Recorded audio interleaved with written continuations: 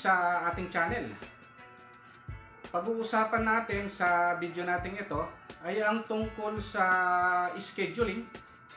Kasi isa sa pinaka-importanting topic in scheduling is about the relationship.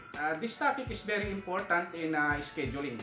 Pag sinabing activity, ito yung mga gawain. So, sa Tagalog, halimbawa yung pagpapalitada o yung plastering, yung CHB laying o pag-aasintada, yung pagbabakal, paggawa ng anilyo, pag-excavate o yung paghuhukay. Ilan lamang po ito sa mga gawain na dapat natin malaman, o sa English ito yung tinatawag na activity. So yan palang mga activity na yan, merong relasyon o sa isa't isa o relationship. So yan po yung pag-uusapan natin para matuto rin kayong gumawa ng schedule, yung paggawa ng project schedule.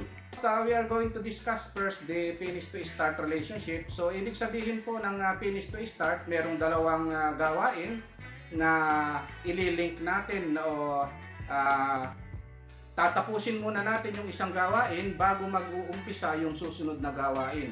So halimbawa sa finish to start relationship, ito yung tinatawag na mag-asintada ka muna bago ka magpapalitada. So kung lalagyan natin ng relationship yan, pwedeng sa apat, ang pinakamagandang ilagay dyan ay yung finish to start. So halimbawa, hindi naman pwedeng magpalitada ka muna, saka ka mag-aasintada. So dapat mag-aasintada ka muna o CHB laying bago ka magpapalitada or plastering. So yan po yung finish to start. So pwede nating lagyan ng finish to start, pero minsan sa mga contractor o sa mga foreman, ang ginagawa nila, bago matapos yung pag-aasintada, ang ginagawa nila, nagpapalitada na sila. Sa scheduling, nilalagyan natin yan ng log. So ang tawag dyan ay yung paglagay ng log ay yung tinatawag na negative log. So pag sinabing log, yan yung LAG, which is log. Ang tawag dyan ay delay. So negative delay. So meron din kasing positive log, which is na-discuss ko itong log na ito mga boss sa mga nakaraang video ko. O negative log ang ilalagay natin bago matapos yung pag-aasintada.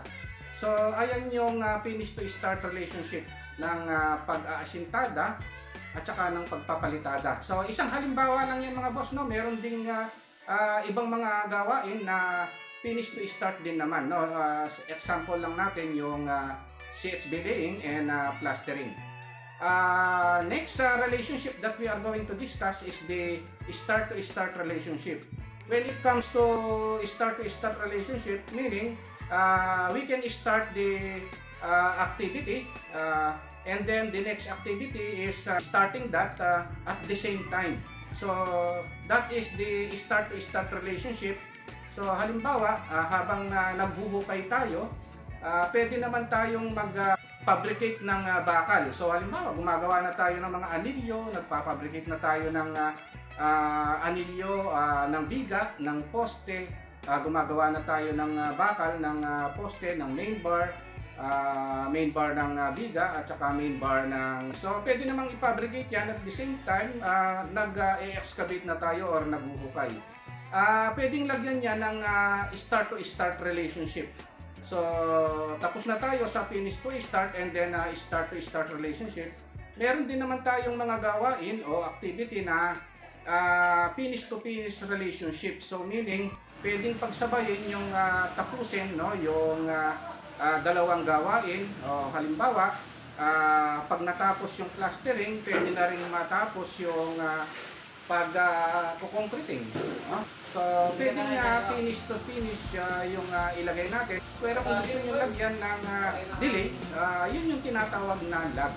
So depende na sa discarding, no, sa project, sa experience nyo, kung paano nyo gawan ng paraan yun, no? And then last relationship that I'm going to discuss is the start to finish, which is the exact opposite of the finish to start. So ibig sabihin, kabaliktaran siya nung finish to start. Mag-uumpisa yung isang activity pero matatapos naman yung kabilang activity. So ayun lang yung mga dapat nating tandaan sa mga relationship.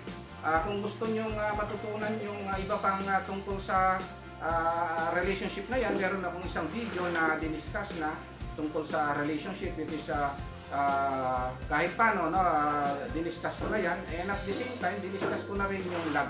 Okay, ayun lang mga boss, no, kung nagustuhan nyo itong video natin, huwag nyo po sanang kalimutang pindutin muna pala, no, yung subscribe dito sa maliit pa lang nating channel. Isama nyo na rin po yung like at saka notification bell. Thank you very much at God bless.